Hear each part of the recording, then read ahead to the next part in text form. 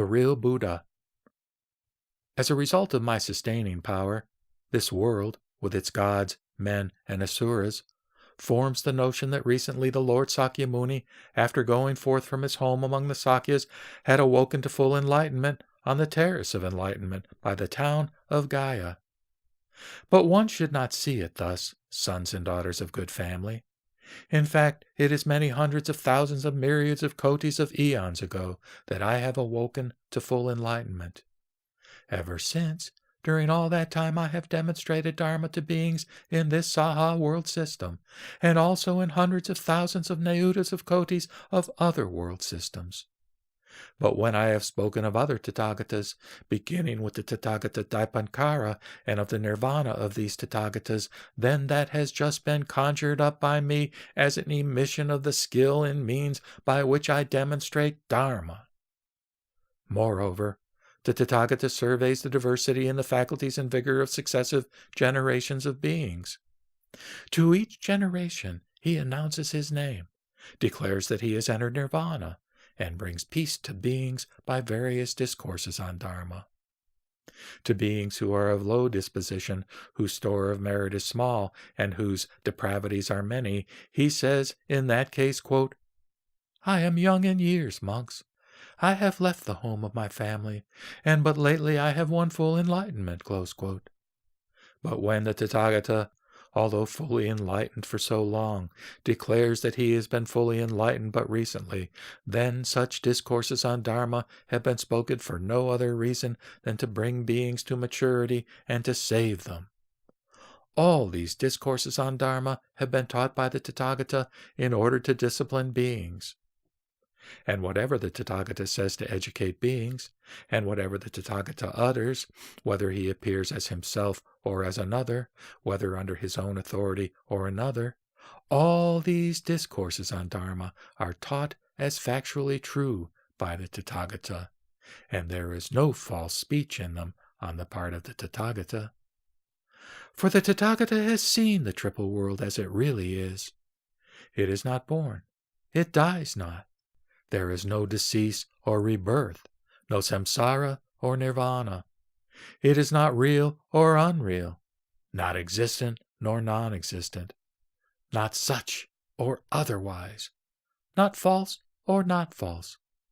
Not in such a way has the Tathagata seen the triple world as the foolish common people see it.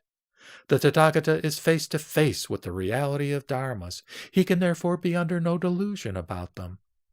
Whatever words the Tathagata may utter with regard to them, they are true, not false, not otherwise. He utters, however, different discourses on Dharma, which differ in their objective basis, to beings who differ in their mode of life and their intentions, and who wander amidst discriminations and perceptions in order to generate the roots of good in them. For a Tathagata performs a Tathagata's work. Fully enlightened for ever so long, the Tathagata has an endless span of life. He lasts forever. Although the Tathagata has not entered nirvana, he makes a show of entering nirvana for the sake of those who have to be educated.